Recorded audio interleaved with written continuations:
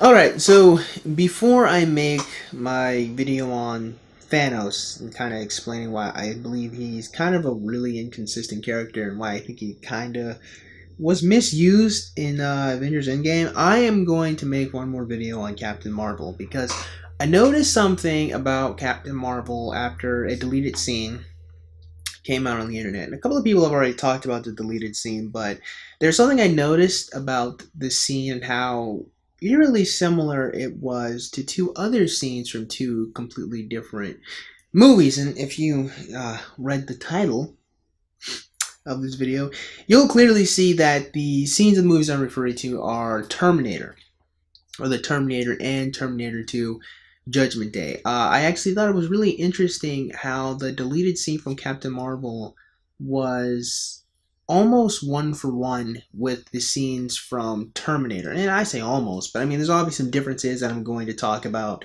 as well. But I think what's really important in today's video, I'm going to be talking about like theming, and I'm going to be talking about character progressions and like what these scenes are reflecting in our characters, and ultimately trying to show you guys why Captain Marvel did a really good job deleting this scene and why it shouldn't be in the movie, but also like how just kind of how poor Captain Marvel in general is. I guess another video on that. So this is my last video on Captain Marvel. After I make this video, I'm not talking about Captain Marvel anymore. I don't think I would need to, okay? I think you guys would be tired of hearing me talk about Captain Marvel too, so this is gonna be it. So if you don't know, the deleted scene in Captain Marvel was Captain Marvel was looking at him. Actually, you know what? Hopefully I don't get copyright for this. I'm gonna edit the video a little bit, see if I can get it past the YouTube bots, but I'm just gonna play the deleted scene and let you guys see what happened for yourselves.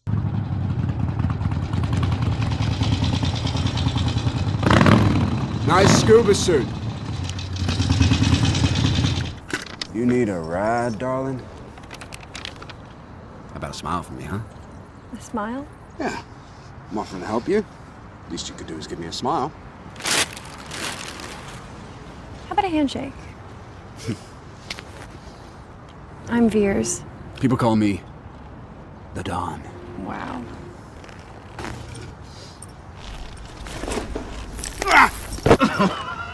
Here's a proposition for you. You're gonna give me your jacket, your helmet, and your motorcycle, and in return, I'm gonna let you keep your hand. Take it! What, no smile? Now, that scene looked really bad, didn't it? I'm pretty sure a lot of people realize that Captain Marvel stealing this guy's jacket and bike just does not make her look good as a hero. And like I said, it was a really good idea that the editors decided to cut this scene from the movie, because it just does not make Captain Marvel look good at all, and she already just doesn't look good in the movie in the theatrical cut either. But you notice the thing that was interesting to me, and why I say it's similar to the Terminator scenes, is the fact that it is accomplishing the same exact thing that the Terminator is doing, all the way down to even like the jacket and the bike theft. I mean, those are two things that, like, you know, you can't miss on the Terminator, especially in Terminator 2. So what I'm going to do here is I'm actually going to play the Terminator scenes and show you guys how similar that they are, especially Terminator 2. So here's the one from Terminator 1 first. Hey, what's wrong with this picture?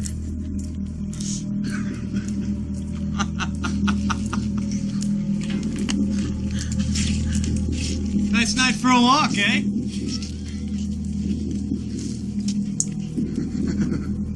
Nice night for a walk. Wash day tomorrow. Nothing clean, right? Nothing clean, right? Hey, I think this guy's a couple cans short of a six-pack. You're close. Give them to me, now. Fuck you, asshole!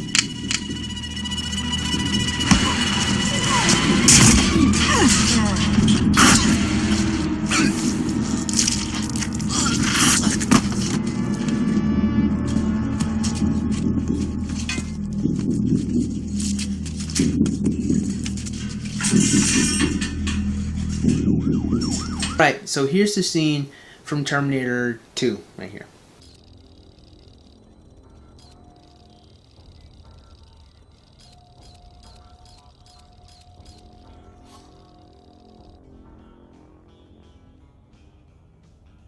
need your clothes, your boots, and your motorcycle.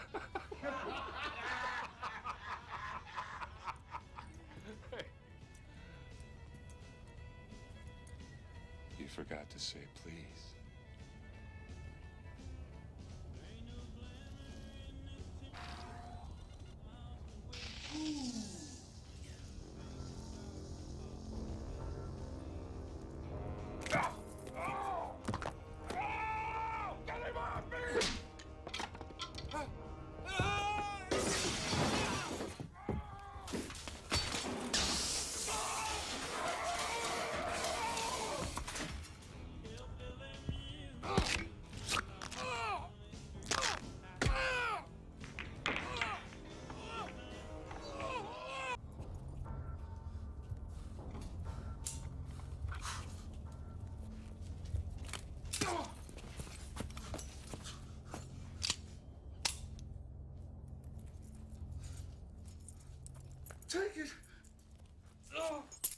Now, again, like I said, the two scenes that are closer connected to each other in terms of similarity is actually Terminator 2 and Captain Marvel. Not only because it's a bike theft and a jacket theft, but also the hand gets crushed and the guy gets threatened directly.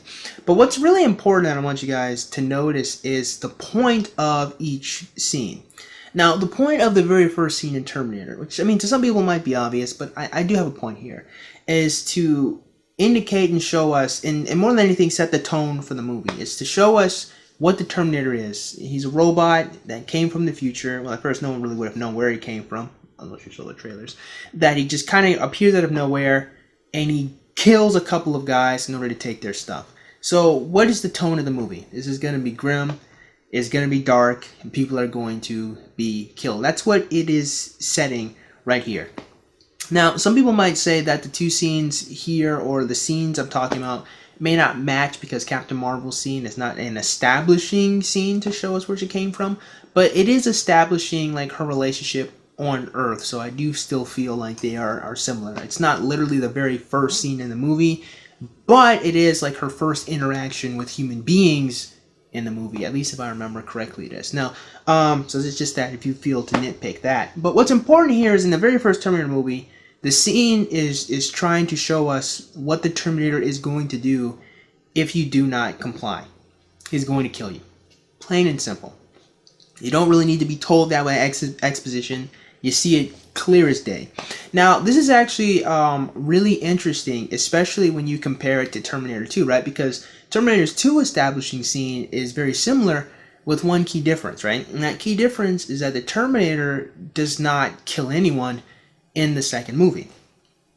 Right? Now, why is this significant? Because, again, now obviously the trailers for Terminator 2 clearly show that Arnold Schwarzenegger was going to be the good guy in this movie. But if you didn't see any trailer, if you didn't watch, if you went from Terminator 1 to Terminator 2 and you saw Arnold Schwarzenegger come up, he has the face of the antagonist from the previous film. So what this second movie's establishing scene shows us, with the lack of him killing anyone except with him just beating them up, is that this Terminator is clearly different from the one we got before, has been reprogrammed, and is not a murderous machine. Like, it does, kill, I think, a few people or something. Yeah, at one point, or I think he tries to kill someone, and then John Connor tells him, no killing. The point is, the scene has a purpose and a function. Both scenes do. And they set the tone for the film. You wouldn't know, like I said, I mean, everyone who saw Terminator 2, saw the trailer, they knew what the premise was, but if you didn't know that, the scenes are laying the foundation that the Terminator, in this, the Arnold Schwarzenegger Terminator, is not going to be going around killing a bunch of people, and its job, more than anything, is to protect somebody or protect something. We don't know it's going to protect John Connor from that establishing shot, but the elements or the tone has been set here. This is what is going to be happening, or this is what's going to, carry us through the movie. More importantly than that, another very important thing that the Terminator 2 scene kind of sets is a starting point for our machine, Arnold Schwarzenegger, I guess, or the T-800, I think. It sets the tone for the T-800 here and shows us how it's going to be different at the end of the movie. And that's a point I'm going to get back to in just a second when it comes to Captain Marvel. So, in conclusion, Terminator 1, establishing scene has a point to show us the Terminator is a murdering robot, obviously. Terminator 2 scene has a point to show us that this Terminator is different from the previous one, and he's not going to be going around killing a bunch of people. So what exactly is the point of the scene in Captain Marvel? Because honestly, Captain Marvel's scene here eerily reflects a robot stealing people's stuff so they can, you know, travel to another location faster. You see the problem here? I should not be able to compare Captain Marvel so closely to the Terminator in Terminator 2. Captain Marvel, the only difference between these scenes really, I mean, Captain Marvel is more snarky in her scene. There's more personality in what she says and in her order to get what she wants. But like, what's really the difference here? There isn't any difference. They're both stealing somebody's bike and they're both stealing somebody's jacket. The location might be different. Maybe even the amount of violence Captain Marvel shown is different. I mean, the Terminator beats up a few people, you know what I mean? But Captain Marvel like crushes one guy's hand. So the amount of violence is toned down for Captain Marvel too. But what is being shown here? What is the point of this scene in Captain Marvel? Honestly, as far as establishing who the character is and the growth of the character, there isn't any. And that is a huge issue. I'm pretty sure that's one of the reasons why the scene was cut. Apart from the fact it just made Captain Marvel look bad. But the fact that the scene serves no purpose other than, from what I can gather, just a cheap girl power moment. Now, you'll notice, now here's the thing. It's social commentary time, right? Lots of, when I say lots, you know, a handful, a vocal section of ladies don't like being hollered at. For those of you who don't understand slang, they don't like it when guys try to establish personal relationships with them. You know, for all the white people. I'm joking. No, but seriously, like a lot of women are. I mean, to put it frank, they don't like guys trying to establish personal relations with them when they're complete strangers. That's the most autistic way one could explain trying to holler at a girl at a bar or on the street or whatever. Catcalling is a more extreme and less personal way of trying to interact with a woman.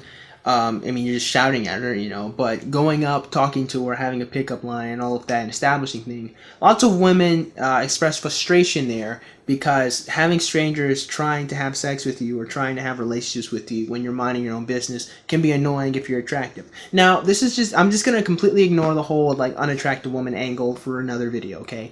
Let's just focus on that element here. It seems that the Captain Marvel scene was more of a head nod to that annoying aspect that a lot of women dislike or distaste rather than anything functional in trying to explain our story here. Because again, let's go back and compare and contrast Terminator 2. The whole point of the establishing scene was to show us that this Terminator is going to be different from the previous one, despite the fact that they have an identical face. It's showing us that this Terminator is not going to go around killing a bunch of people unless he really has to. Okay, that's what these scenes are trying to establish to us. And what's going to be really different and what's going to show the character progression in the T-800 is the fact that not only is he like reset by John Connor at some point, but he starts learning and growing. And interestingly enough, he says something which is one of my favorite lines in a movie ever. At the end, he sacrifices himself for the future. A robot, which is really crazy when you really think about how a robot has so much more character progression and growth than a woman in a superhero film. You know, that, you know, it's just really blows your mind when you realize that the T-800 learns to self-sacrifice. And then he even says something as direct as, "I know now why you cry," right? This which was established earlier in the film. Like, you remember, he asked why John Connor was crying about something, and then, like, John obviously blew him off. But over time, he grows and he understands human connections and human relationships. And he grows to understand, like, why, you know, emotions are important. A robot has more character growth than Captain Marvel. Right? And the thing that I'm trying to express in this video is just how useless that scene was. And just kind of how identity politics is really destroying storytelling. Because again, because there's literally nothing to be said for what Captain Marvel did. I don't think the scene Captain Marvel has, again, it's deleted, so like it's a good thing it was deleted, but let's say that it was in the film. At the end of the movie, how does that scene reflect how Captain Marvel has changed as a person? The correct answer is it doesn't. Captain Marvel is still a jerk. At the beginning of the movie, she steals some guy's bike. At the end of the movie, she straight up destroys a battle battalion and just is like doesn't even like think about it at all. She's just like meh, right? Captain Marvel sucks. Captain Marvel is kind of a dick.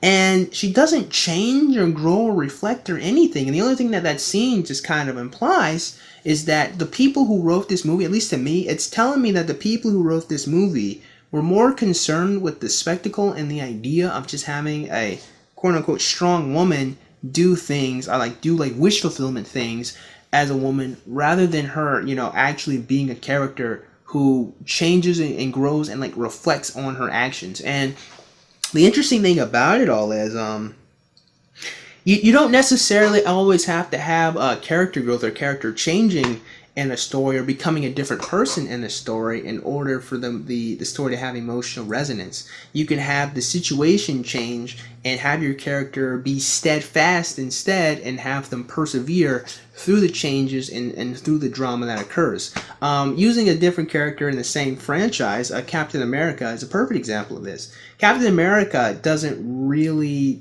change as a person at all. The only things that really changes is his environment and maybe his perspective on different things or how things relate to him.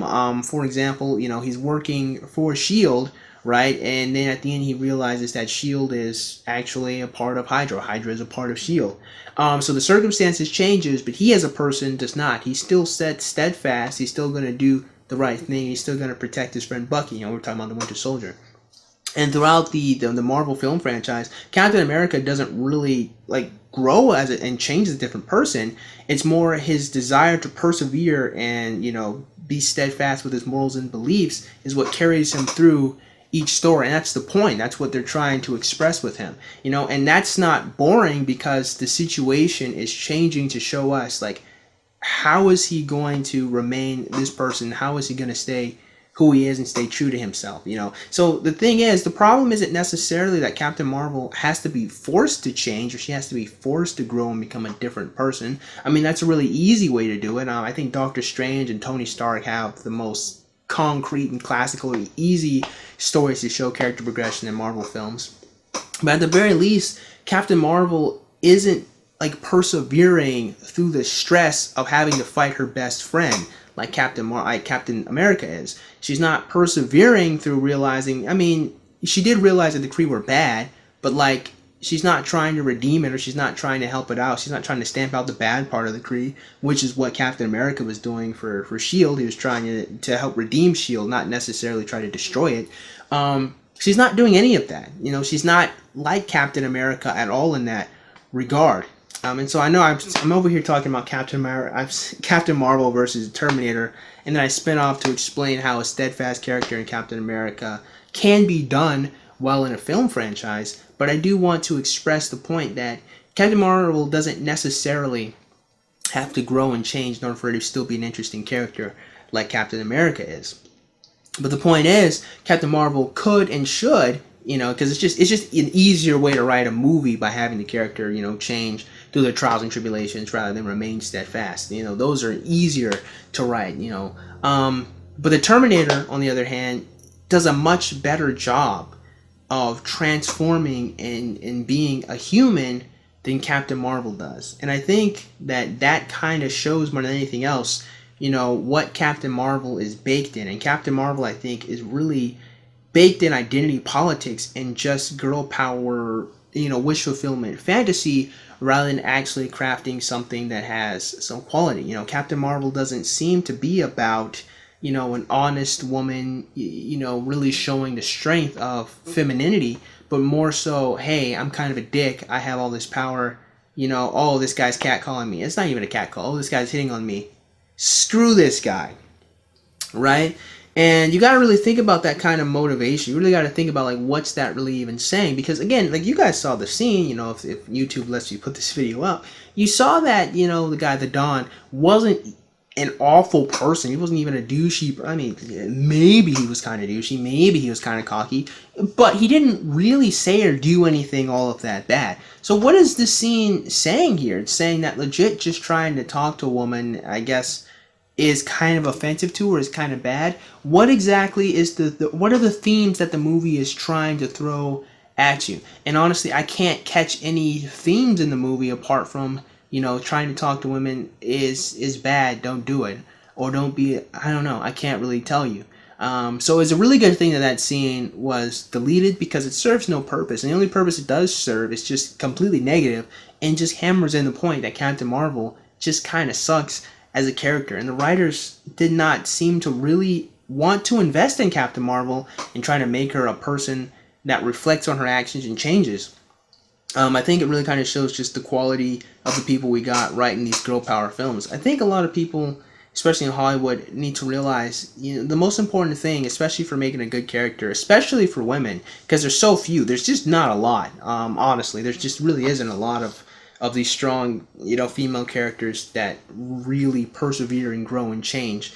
You know what I mean? In stressful situations. Like in action movies or like in like adventure movies and all that. They're not a thing. Usually, at least not any that I can name off the top of my head. Maybe you guys can, somewhere in the comment section. But what they gotta realize, man, is that the character is kind of the most important thing, honestly. And I think plot's kind of second to character, because no matter how many plots that you make, they're all gonna be the same. They're all gonna be derivative of something else. But the character and how they relate to what happens is what's gonna be interesting and what's gonna be important. And Captain Marvel doesn't have any of that. Captain Marvel is just kind of a jerk, and she doesn't grow and change. She's not very likable as a person. And I think that if these people want to make good female characters, they kind of have to get out of the idea of a strong woman is just someone that just doesn't take crap for her. And a strong woman isn't someone that's just like mean to these guys, or like tells guys off, or like blows guys off, or like pretty much isn't just a woman that just hurts guys in a physical or an emotional way. You know, you can be a strong woman that is supportive. You can be a strong woman that is kind. You can be a strong woman that does definitely, you know, stands up for yourself and doesn't let people mistreat you. But, you know, it's got to be something reasonable, you know. And the scene, and I guess as a movie critique, the scenes kind of have to have a purpose or a theme to really show you, or like reflect like what's gonna happen later. Like, I think the Terminator 2 is probably one of the best movies I've ever seen in my life. That's a great film, and it really just kind of goes to show you, like, just, you know, just how hard they dropped the ball on Captain Marvel, when at the end of the day, 20 years later, about 20 years later, I can say a robot had more character growth and progression than a woman did. It's like, come on, guys. Like, you know, like, you really dropped the ball when a fucking robot has more character and depth than your female superhero, right? So, with that being said, man, I just hope you guys enjoyed today's video. Like I said, it's going to be my last video on Captain Marvel. And if you did enjoy it, then please, man, go ahead and click the like button. Shoot, go and click that subscribe button. Comment in the comment box below. As always, you guys have yourselves a great day. I'll see you cool cats soon. Adios.